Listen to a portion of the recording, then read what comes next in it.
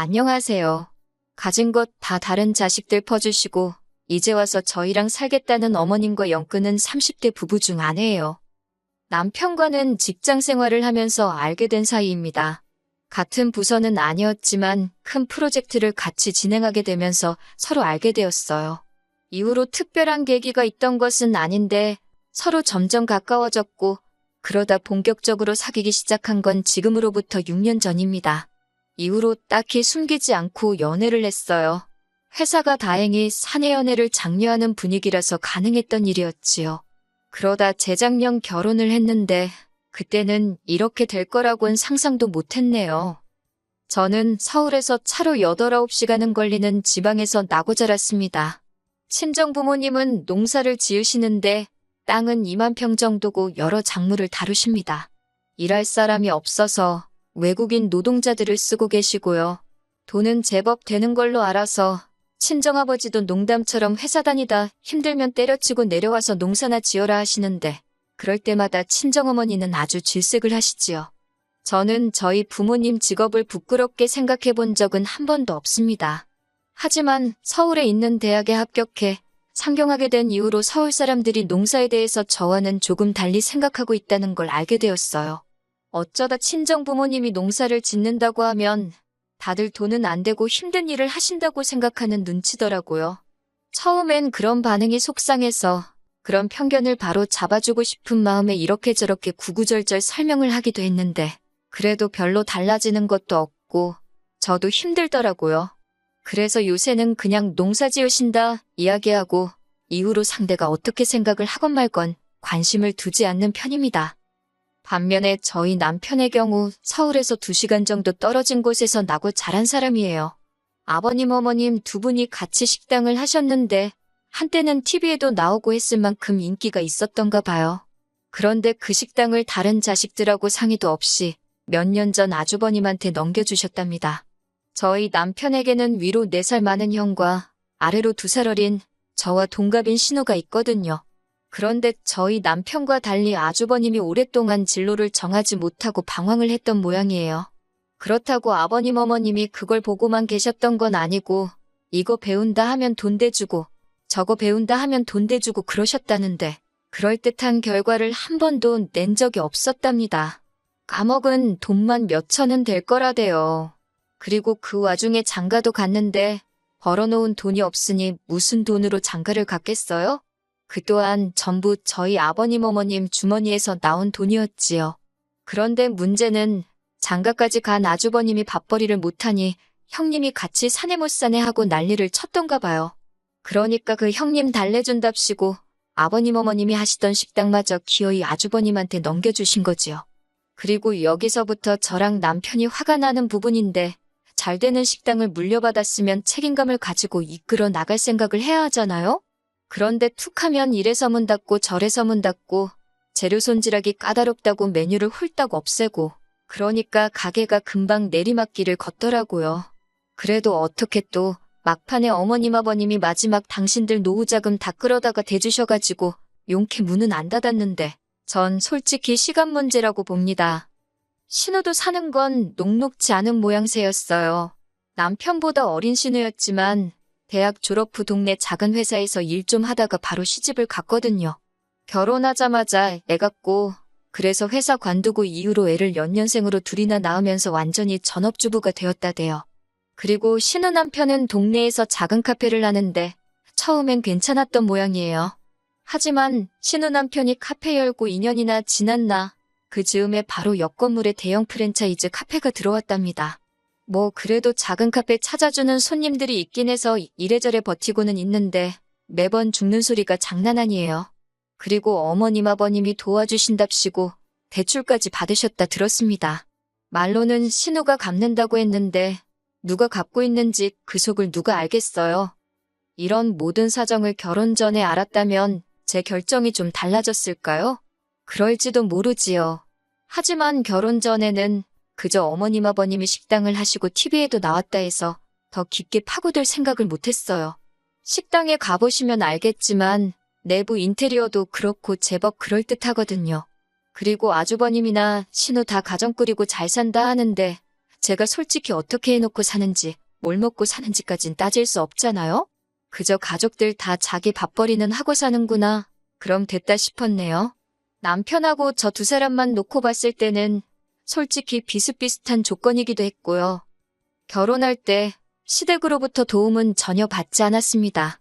지금에서야 생각해보면 남편이 먼저 성인들이 결혼하는 건데 부모님 도움을 받는 건 아닌 것 같다.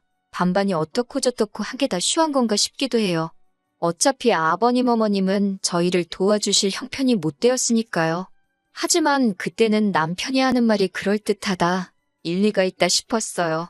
그리고 어쨌든 저희 부모님도 농사로 힘들게 돈을 벌고 계셨으니 저도 손 벌리고 싶지 않았고요.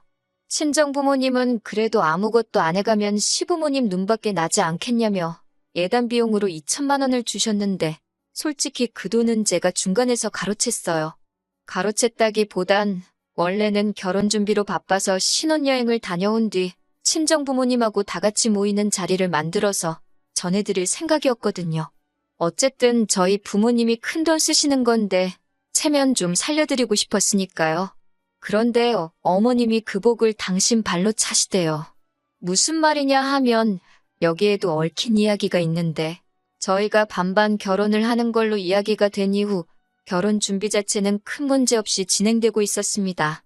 집은 남편과 제가 모아둔 돈을 합치고도 부족해 대출을 받아서 서울에 있는 아파트 전세로 일단 들어갔어요.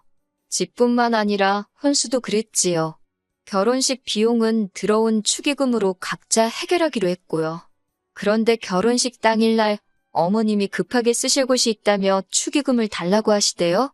결제는 해야 되는데 어머님이 옆에서 계속 축의금 타령을 하시니 정신도 없고 그래서 일단은 알겠다 하고 빌려드렸습니다.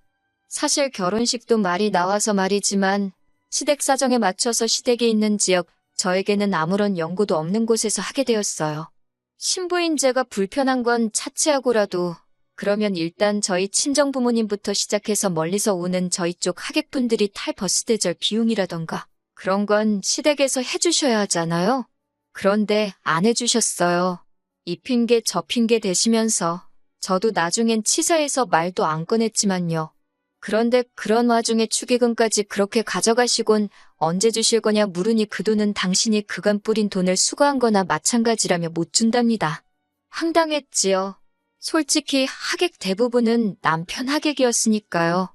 그리고 더 황당한 건 그렇게 가져간 축의금을 알고 보니 아주버님한테 주셨더라고요. 아주버님이 그때 마침 급하게 식당 일로 돈이 필요했다나요? 말로는 1,000만 원도 안 됐다는데 1,000만 원이고 500만 원이고 돈은 돈이잖아요. 며느리로서 이렇게 말하자니 그렇지만 어머님도 아주버님도 괘씸해서 예단으로 드리려던 2,000만 원 안 드린 거예요. 이후로 솔직히 저나 남편이나 시댁 식구들하고는 뭐 크게 교류가 없었습니다. 물론 매달 어머님 아버님 쓰시라고 30만 원씩 용돈 보내드렸고 명절이나 시부모님 생신처럼 저희 도리를 해야 하는 날은 챙겼지만요. 그 외엔 가족 모임이라던가 그런 건 굳이 나서지 않았네요. 그러다가 아버님이 저희 결혼한 지 2년쯤 되던 해에 간암 판정을 받으셨어요. 그리고 뭐 제대로 손 써볼 여유도 없이 한 달도 채 되지 않아 돌아가셨지요. 이때는 뭐 그동안 서운했고 그런 걸 떠나서 다들 상심이 컸고요. 그런데 아버님 장례 치르고 처리해야 할 일들이 어느 정도 마무리가 되었을 무렵 어이없는 이야기를 듣게 되었습니다. 아버님이 돌아가시기 며칠 전 유언을 남기셨다는 겁니다. 아주버님네, 신은혜, 어머님만 모여있는 자리였다나요? 저희는 그런 모임이 있는 줄도 몰랐고요. 그런데 아버님이 하셨다는 유언 내용이 가관이었습니다. 아버님이 어머님더러 당신 죽으면 꼭 둘째 아들내, 그러니까 저희 집으로 가라고 하셨다는 거예요. 그 이야기를 듣자마자 저도 모르게 왜요. 소리가 입에서 절로 튀어나가더군요. 왜 저희 집으로 가라고 하신 거냐니까 그 의중이야 당신인들 알겠냐 하시더니 아주버님이랑 신우가 돌아가신 아버님의 마지막 말씀이니 저희가 그 말씀을 따랐으면 좋겠다는 겁니다. 어이가 없어서 일단은 안 된다고 했어요. 남편도 옆에서 말도 안 되는 소리 하지 말라고 그러더라고요. 그리고 이후로 아버님 돌아가시고 한반년이나 되었을까요? 어머님이 언젠가부터 속이 미식거리고 머리도 아프고 몸 여기저기가 안 좋다고 툭하면 전화로 앓는 소리를 하시더라고요. 사실 아버님도 간암 판정 받기 직전에 보이신 증상이 속이 미식거린다, 머리가 아프다, 어머님 하시는 말씀이랑 비슷했거든요. 그러니 신경을 안 쓸래야 안 쓸 수가 없대요. 그런데 아주버님이고 신우고 누구 하나 어머님 모시고 병원 가는 사람이 없더라고요. 그래서 남편하고 상의 끝에 일단 올라오시라고 하자 병원에 모시고 가자 했어요. 저희가 일하는 회사가 모 대학병원이랑 연계가 잘 되어 있어서 병원에 모시고 가는 건 좀 번거롭긴 해도 어려운 일은 아니었거든요. 그렇게 어머님이 올라오셨습니다. 그런데 무슨 어디 여행이라도 가시는 분 마냥 짐을 많이도 사오셨더라고요. 황당했지만 어차피 내려가실 땐 태워다 드릴 생각이었으니까 대수롭지 않게 생각했어요. 그리고 이튿날 병원에 모시고 가서 검사받고 결과가 나올 때까지 저희 집에 계시겠다고 우기셔서 그래 뭐 혹시나 결과가 안 좋으면 다시 모시고 가야 할 수도 있단 생각에 계시라 했습니다. 그런데 일주일 뒤 받아본 결과지는 걱정할 게 하나도 없었어요. 수치가 너무 좋았거든요. 심지어 몇몇 항목은 같은 나이대 분들보다도 훨씬 좋게 나왔지요. 그래서 이제 다시 어머님 댁에 모셔다 드리려고 하니 어머님이 정말 말 그대로 대자로 누우셔서는 가기 싫으시답니다. 혼자서 너무 외롭고 쓸쓸하시다고 가기 싫으시대요. 저희 집에 며칠만 더 있게 해달라고 말 그대로 떼를 쓰시더라니까요. 이러지도 저러지도 못하고 아버님 떠나시고 얼마나 외로우시면 저러시나 싶어서 매몰차게 할 수가 없더라고요. 그래서 일단 며칠 더 계시라 했어요. 이땐 남편도 무척 저에게 미안해했고요. 그런데 어머님이 계시니까 신경 써야 할 게 한두 개가 아니더군요. 먹는 것부터가 문제였지요. 저나 남편은 아침엔 입맛도 없고 해서 커피 한 잔만 마시고 점심은 회사에서 먹고 저녁도 보통 만나서 밖에서 먹고 들어오거나 그랬거든요. 그런데 어머님이 집에 계시니까 저희 원래 지내던 방식으로 지낼 수가 없어서 어쩔 수 없이 반찬을 하기 시작했어요. 사정을 들으신 친정어머니가도 좀 보내주셨고요. 맞벌이하는 와중에 반찬하는 것도 힘들고 친정어머니께도 죄송하고 반찬을 사다 먹는 것도 생각해봤는데 어머님께서 음식에 좀 예민하셔서 바깥 음식은 안 좋아하시거든요. 당신이 해드시면 좋겠는데 알아서 해드시면 모를까 며느리 입장에서 당신 손으로 만들어 드시라 할 수도 없고 여러 가지로 어려운 상황이었네요. 그리고 처음엔 한 2주만 계시겠다 했어요. 그런데 2주가 지나도록 내려가실 생각을 안 하시고 하루 더 하시면서 그렇게 버티고 계시더라고요. 그렇게 시간이 흘러 급기야 2달 가까운 시간이 흘렀고 그땐 슬슬 저도 짜증이 나대요. 그리고 결국 기어코 저를 정말 폭발하게 만든 사건이 벌어졌습니다. 사건이 있기 며칠 전 제가 친정어머니께 더는 음식을 보내지 마시라 했어요. 먹고 싶으면 제가 이야기를 할 테니 괜히 밑반찬해서 보내지 마시라고요.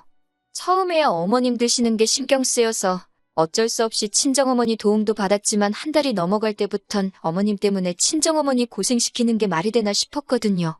그리고 그러나 중에 어머님이 언젠가부터 친정어머니가 보내주시는 반찬을 가지고 투정을 하시대요. 너희 어머니는 맨날 똑같은 거밖에 못하냐면서. 그런 소리 듣고 좋다 할 며느리가 세상천지 어디 있겠어요? 그래서 친정어머니한테 더는 보내지 마시라 한 거예요. 그런데 제가 이야기하고 얼마 지나지 않아 친정어머니가 또다시 기어이 김치부터 시작해서 음식을 한가득해서 보내주셨더라고요.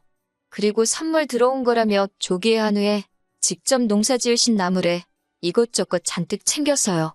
택배가 금요일 낮에 도착했다고 연락이 왔고 냉장고에 넣어야 할 것도 있었으니 어머님더러 받아서 냉장고에 좀 넣어달라 했습니다. 지난번엔 홧김에 이제 보내지 마시라 했지만 또 막상 친정어머니가 보내주신 반찬이 냉장고에서 저를 기다리고 있을 걸 생각하니 빨리 퇴근해서 밥 먹고 싶단 생각밖에 안 들대요. 그렇게 들뜬 마음으로 집에 돌아왔습니다. 집에 도착하니 어머님은 TV를 보고 계셨고 집은 어느 때와 마찬가지로 엉망이었어요. 치사하게 들릴지 모르겠지만 저희 어머님은 저희 집에 계시는 동안 솔직히 말해서 청소기 한 번 돌려주신 적 없고 남편 양말 한 짝 개어주신 적 없습니다. 아무튼 배도 고프고 허기가 졌지만 청소부터 해놓고 먹자 싶어서 불이 나게 집 정리를 시작했어요. 어머님은 점심에 뭘 드신 건지 설거지도 평소보다 많이 쌓여 있었고, 그래도 이래저래 정리가 끝나갈 때쯤 남편도 퇴근을 해서 집에 들어오대요. 그렇게 이제 저녁상을 차리려고 냉장고를 열었습니다. 그런데 친정어머니가 말씀하신 것과 달리 반찬들이 몇 개 없더라고요. 심지어 뚜껑을 여니 반밖에 안 찬 것도 있었고요. 그래서 어머님께 이게 전부냐 물으니 어머님이 아무렇지도 않은 표정으로 반찬이 너무 많아서 신우를 불러서 챙겨주셨다는 겁니다. 제가 황당해서 저한테 말도 안 하고 신우한테 준 거냐니까 그럼 당신이 그런 것도 저한테 허락을 받아야 하냐대요. 어이가 없어서 저희 친정어머니가 보내주신 거잖아요. 라고 대꾸하니 니네 친정어머니가 너 혼자 먹으라고 보냈겠냐면서 저더러 욕심도 사납다 그러시는 거예요. 그러면서 저더러 성격을 좀 고쳐 그러는데 황당해서 말도 잘 안 나오대요. 그리고는 설마 싶어서 냉동실을 열어보니 친정어머니가 보내주셨다는 것들도 하나도 안 보였어요. 제가 조기랑 한우랑 나물 말린 건 다 어딨냐고 하니까 어차피 니들 집에서 밥도 잘 안 먹지 않냐면서 거기 신혼에는 애들도 있고 그래서 그것도 줬답니다. 얼마나 아무렇지 않은 표정으로 뻔뻔하게 말씀하시던지 황당해서 기가 차더라니까요. 저는 말 그대로 할 말을 잃었습니다. 어쩜 저렇게 뻔뻔하신가 싶고 어디부터 따져야 되나 화가 나서 머리가 안 돌아가는 느낌이었달까요. 그런데 그때 모든 상황을 지켜보고 있던 남편이 재산은 형한테 다 퍼주고 이제 퍼줄 게 없으니 우리 집 냉장고를 신우한테 퍼주냐면서 도대체 나한테는 뭘 해주려고 이러는 거냐고 빈정대기 시작했어요. 그러자 어머님께서 당신 사는 집, 거기 보증금 빼서 저희 주신답니다.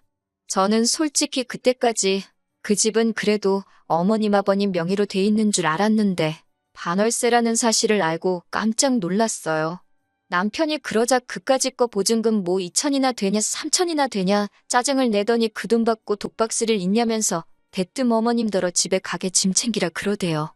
그런데 어머님이 집 싫다, 안 간다 하시니까 그러면 신혼에 데려다 준다고 빨리 옷 입으라고 윽박을 질렀어요. 저는 남편이 그 정도로 세게 나올 줄은 몰랐고 못 간다 버티시는 어머님을 보니 마음이 좋지가 않더군요. 그렇지만 남편을 말리거나 나서고 싶지는 않대요. 저도 저대로 어머님께 서운하고 맺힌 게 있었으니까요. 어머님이 이런 법이 어딨냐? 네 아버지 유언 못 들었냐? 어떻게 네가 나를 내쫓냐며 못 간다고 버티시는데 이게 다 무슨 꼴인가 싶고 한숨만 나오더군요. 그래도 결국엔 남편이 어머님을 끌고 나갔습니다. 그리고 베란다에서 내려다보니 남편이 기어이 어머님을 차에 태우더라고요. 그리고 곧이어 남편이 전화로 저한테 어머님 짐 가지고 내려오래요. 전 그때 남편이 시키는 대로만 움직였어요.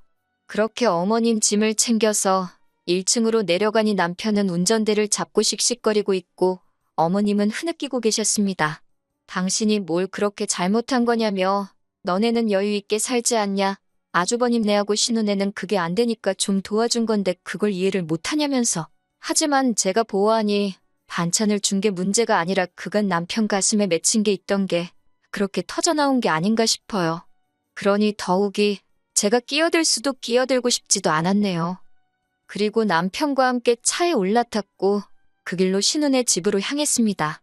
신우네 집 앞에 도착해 신우를 불러냈고 그대로 어머님을 내려드렸지요. 신우가 어머님을 보더니 놀라면서도 난처한 얼굴로 지금 이게 무슨 일이냐고 저희에게 묻길래 어머님한테 직접 여쭤보라 했네요. 그러니까 신우가 대뜸 지금 반찬 몇 개 가져가서 이러는 거냐며 신경질을 내는 게 아니겠어요? 그러자 남편이 반찬 몇 개, 어머니야 그렇다 쳐도 너는 그러면 하다못해 잘 먹겠다 연락이라도 하는 게 예의 아니냐면서 사가지가 없다고 욕 비슷하게 뭐라 했지요. 그러자 곧이어 신우 남편도 튀어나왔는데 뭘 처먹다 나왔는지 입가가 번질번질 재수 없더라고요. 더는 상종할 필요도 없다 싶어서 그대로 남편하고 집에 돌아왔습니다. 그리고는 뭐 아주버님한테 전화 오고 신우한테 전화 오고 하는데 남편이 먼저 나서서 우리는 못 모신다고 딱 못을 박더군요. 전화 내용이야 제가 다 듣진 못했어도 이후로 지금까지 연락이 없는 걸로 봐서는 얼추 정리가 된 것 같습니다. 솔직히 저도 그렇고 남편도 그렇고 마음이 후련하고 그런 건 아니에요. 그런데 뭐 남편이 먼저 다 필요 없다. 사람 대접해주는 처가에 더 잘하고 살겠다 하니 저로서는 거절할 이유도 싫다 할 필요도 없잖아요? 제가 알기로 어머님은 결국 집으로 돌아가셨어요. 그러게 자식 셋 고루고루 챙겨주셨으면 얼마나 좋았을까요? 아니면 아예 다들 각자 도생하게 내버려 두시던가. 어머님 처지가 안타깝긴 하지만 어쩌겠어요. 시간이 해결해주면 다행이고, 아무튼 이렇게 말해도 될지 모르겠지만, 사람이건 뭐건 뿌린 대로 거둔다는 말이 딱인 것 같습니다.